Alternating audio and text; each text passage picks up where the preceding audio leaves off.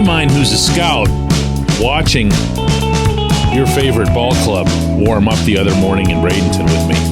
And he asks, just out of nowhere, just because, surveying the scene, who's the outfield other than Bryan Reynolds? I got to tell you, I had an uncomfortable pause before I even began to try to answer it. Good morning to you. Good Tuesday morning. I'm Dejan Kovacevic of DK Pittsburgh Sports.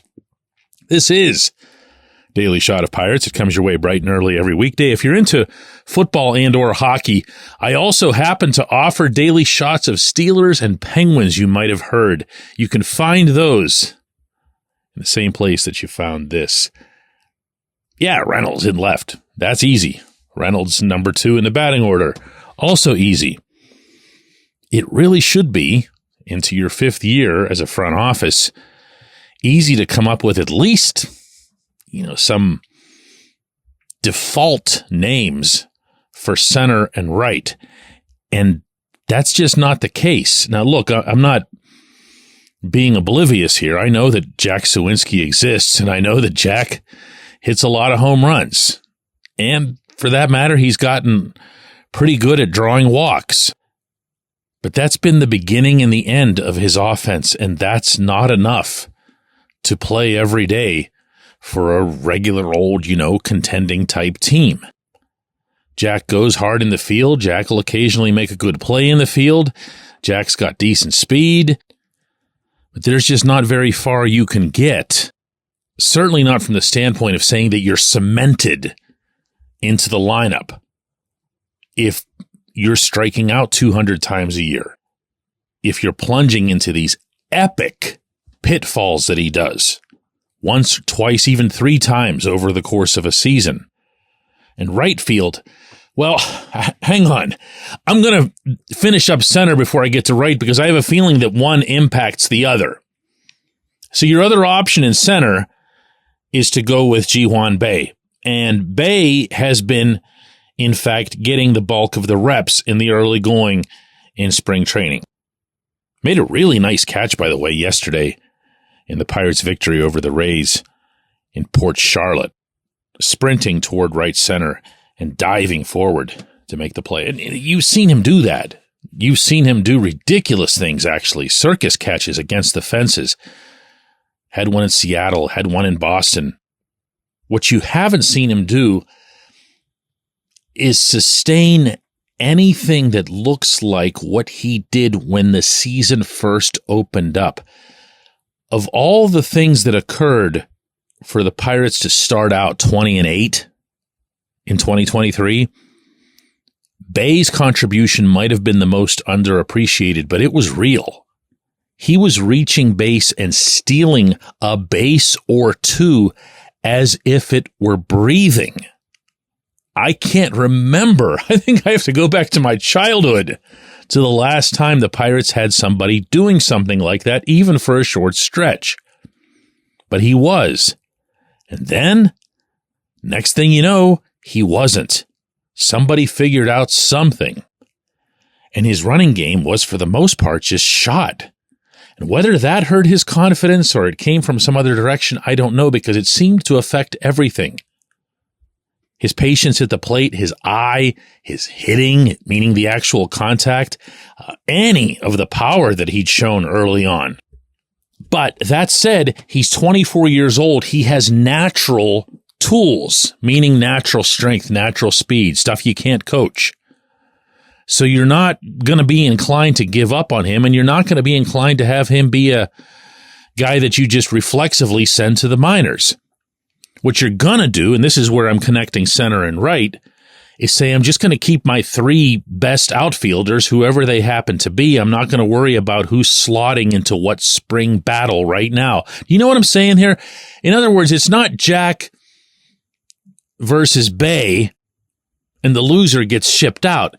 It's Jack versus Bae versus everyone I'm about to mention in right. And then it comes down to a lot of versatility questions.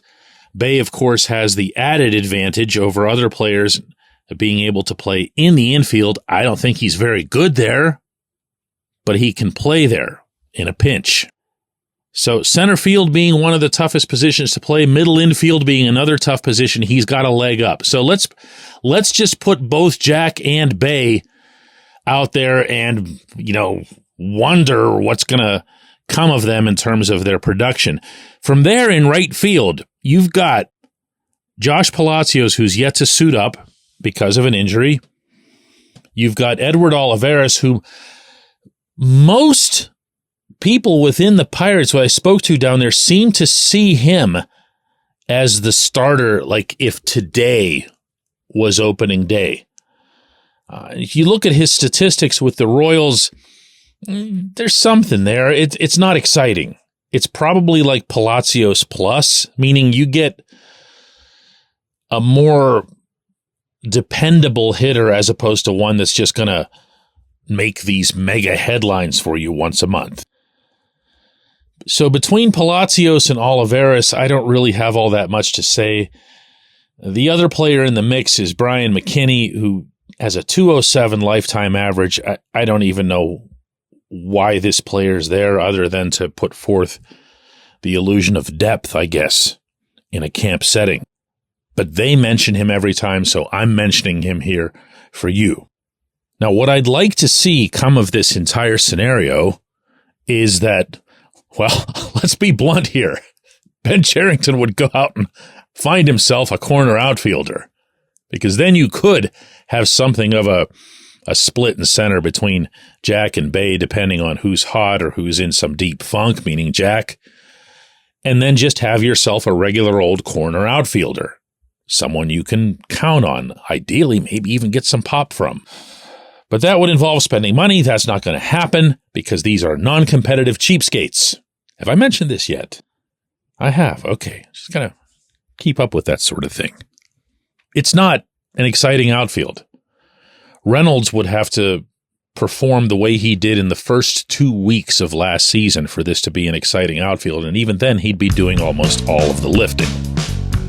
Maybe somebody else will become available. Maybe Cherington will find some inner ambition / additional money. I don't know. It's not good. When we come back, J1Q. This portion of Daily Shot of Pirates is brought to you by our friends at North Shore Tavern, that's directly across Federal Street from PNC Park. It's home of Steak on a Stone, an eating experience, underscoring the word experience. The steak is brought to you partially cooked on an 800-degree stone, and you do the rest. It's a ton of fun, it's a great meal, and it's a baseball atmosphere like no other in Pittsburgh. North Shore Tavern, right across Federal Street from PNC Park.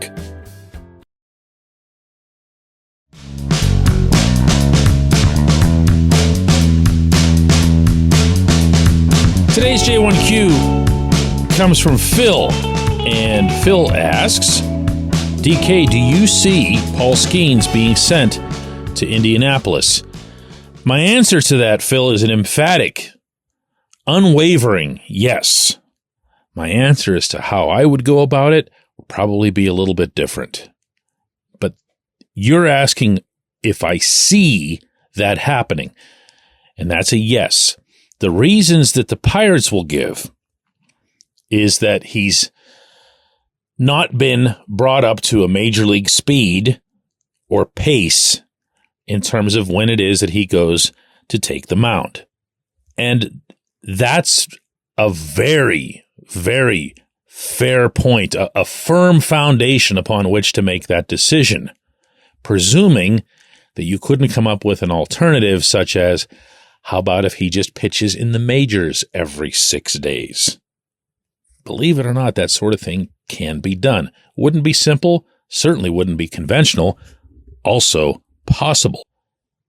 Skeens did have his second outing of the spring yesterday in Port Charlotte, gave up a home run and struck out 3.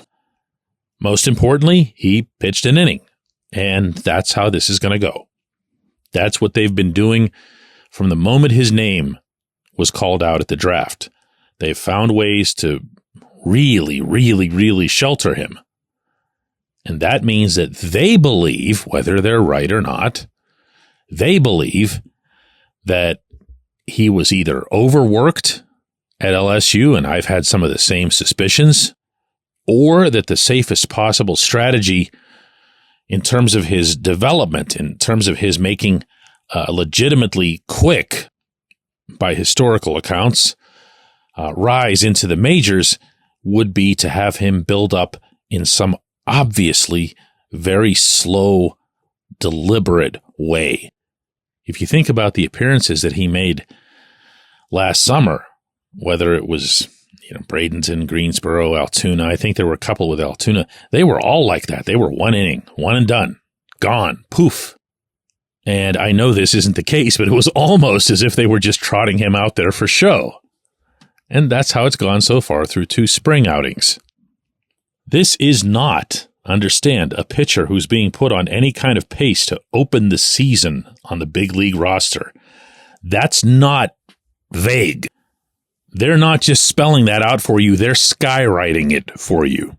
They don't care who knows, or they want everyone to know he's not starting the season with the Pittsburgh Pirates.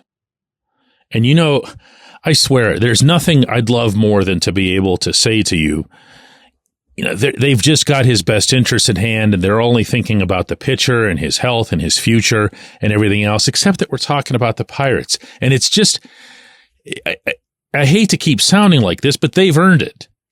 I don't talk about the Steelers or the Penguins like this because they haven't earned it. These guys have earned it. They have earned all of your doubt, all of your skepticism, all of your outright cynicism. So for all I know, they're just concocting a way to keep him down there to make sure that he's Super 2 proof and that they save a few bucks 4 years from now. I believe me, I really look forward to the day when I don't have to bring this stuff up. Can you imagine how the fans, the media, whoever it is that follows the Orioles right now feel with the Baltimore team having been sold, with all kinds of other changes on the way, with a really talented roster, with baseball people who clearly know what they're doing? Can you imagine how refreshing that must be for all concerned to just talk about baseball and to not wonder whether or not your baseball team is committed to actually winning? How did I get going on this? I appreciate the question. I appreciate everybody who listens to Daily Shot of Pirates, and we're going to do another one of these tomorrow.